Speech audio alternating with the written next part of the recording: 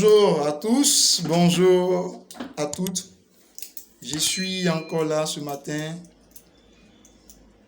pour vous parler de l'entrepreneuriat parce que c'est ma passion, parce que c'est ce que je veux apporter dans mon existence sur cette terre. Comme je l'ai dit dans la vidéo précédente, nous avons été tous formés. J'ai été formé entrepreneur à l'Institut européen coopération de développement. Je suis un professionnel dans le domaine, je ne suis pas un amateur. Ce matin, je vais vous parler de quelque chose d'important. Il faille que les gars, on sache qui est entrepreneur, qui est homme d'affaires. Donc, à la fin de ma vidéo, chacun aura une idée claire de ces deux termes-là. Bien avant ça, je voudrais enlever mon chapeau et dire merci à Dieu. Dire merci à mon Dieu, celui qui me donne le souffle de vie, qui me donne l'inspiration, qui me donne les idées, qui me donne la motivation. Et dire merci aussi à toutes ces personnes qui m'accompagnent et qui ont placé leur confiance en moi dans le domaine et qui comptent sur moi. Et dire merci aussi à tous mes amis entrepreneurs qui n'aménagent aucun effort pour me donner un coup de main aussi, pour que je puisse avancer. On ne finit pas d'apprendre. Voilà quoi. Dans la prochaine vidéo, je donnerai un peu le nom des personnes de qui je m'inspire dans le domaine. Voilà quoi. Donc ce matin, déjà, on va en parler le plus rapidement possible de ces deux personnes. Donc je mets mon chapeau comme un bon entrepreneur. Vous voyez, on a tendance à dire que je suis un homme d'affaires, je suis un homme d'affaires, je suis un homme d'affaires. Oh les gars, moi tu sais, quand je produis mon entreprise, je suis dans 2 avions, je me promenais dans le monde entier, aller la classe économique, je m'assois là, voilà, je vais aller à Paris, à Dubaï, faire des achats, venir revendre au pays, et puis j'ai ma Range Rover, voilà, et ma cigare dans la bouche, on dit, oh, je suis un homme d'affaires, non, je suis un entrepreneur. C'est quoi un entrepreneur, c'est quoi un homme d'affaires aujourd'hui? Un homme d'affaires, c'est celui qui peut créer un business à partir d'une idée qui existe déjà. Vous voyez, un homme d'affaires, il dit qu'il se sert d'un produit qui existe. Le produit qui existe, le produit vient d'un entrepreneur. Vous saurez par la suite. Il prend le produit là et il travaille avec. Dans la recherche de son profit. Voilà, son bénéfice. C'est-à-dire qu'il y a l'égoïsme à côté. Il pense qu'à lui seul, à se remplir les poches. Vous voyez un peu, voilà, qu'à vivre dans une luxure. Il ne dit pas son nom. Ça, c'est un homme d'affaires. C'est pas mauvais d'être un homme d'affaires. Mais il faudrait pas se mettre dans la veine d'un entrepreneur alors que tu vis comme un homme d'affaires. Vous voyez un peu. Et l'entrepreneur, c'est un inventeur. L'entrepreneur, c'est un inventeur. C'est un créateur. Et il part d'une idée zéro pour produire quelque chose. Il investit son énergie.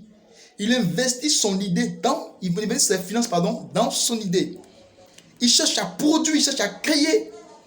Oui, il pense, il pense aux autres.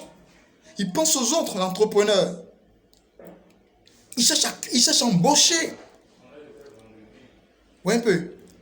Je donne un exemple de quelqu'un qui achète de la marchandise, des bananes, et qui les revend, et qui prend le bénéfice, qui met sa poche. C'est un homme d'affaires. Mais l'entrepreneur, il va au-delà de la vente.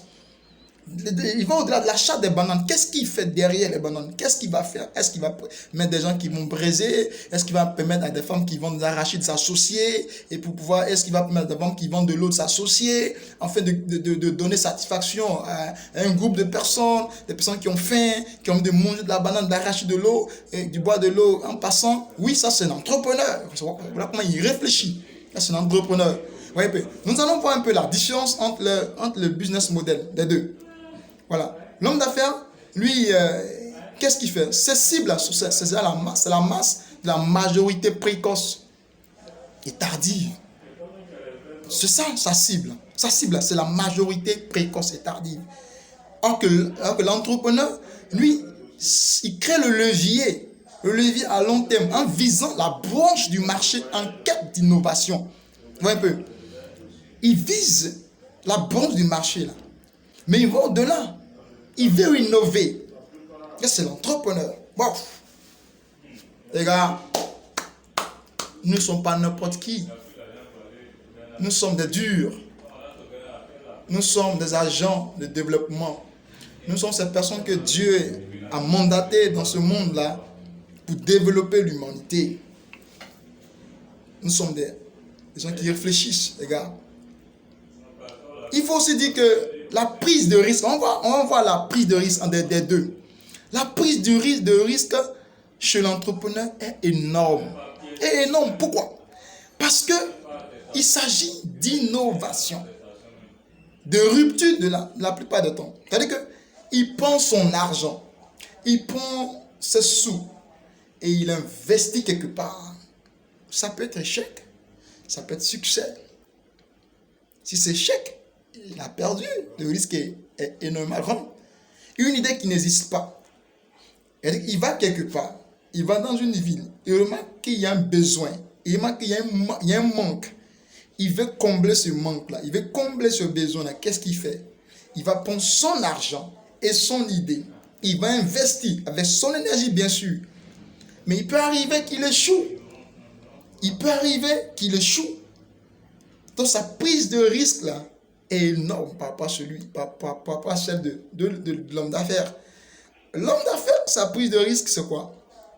Est très faible. Vu qu'il copie. Il copie sur un modèle qui existe déjà. Donc, il copie sur un modèle qui existe déjà. Donc sa prise de risque est vraiment faible. Voyez un peu. Donc, sachons que nous sommes des leaders, les gars. Je parle à tous les entrepreneurs, des jeunes entrepreneurs. Je dis les jeunes parce que je suis jeune.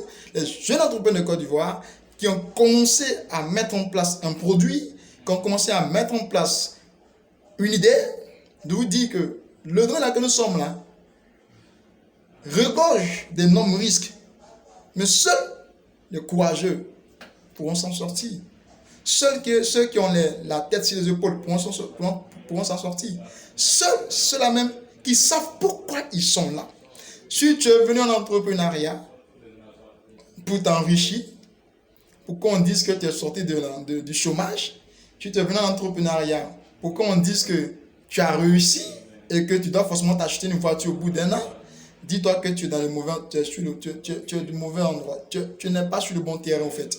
Parce que ici, là, l'entrepreneuriat, là, c'est du challenge, c'est du combat, c'est de la lutte. Ce n'est pas de l'amusement.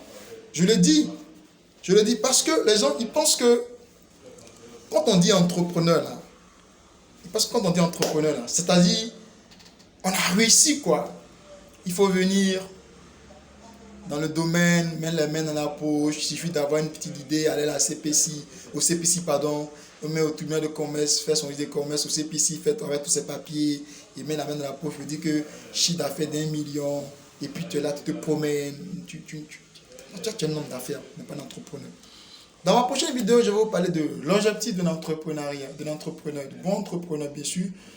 L'objectif SMART, qu'est-ce que c'est et comment on doit arriver à fixer notre objectif afin de nous-mêmes ne pas nous noyer dans la chose. Vous voyez un peu, chercher à être vraiment simple dans la chose et réussir à arriver à atteindre le sommet.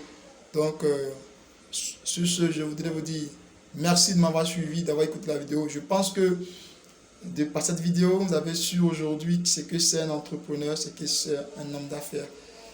Soyez bénis, merci à vous et que je vous dis à très prochainement. Allez, passez une agréable journée. Merci.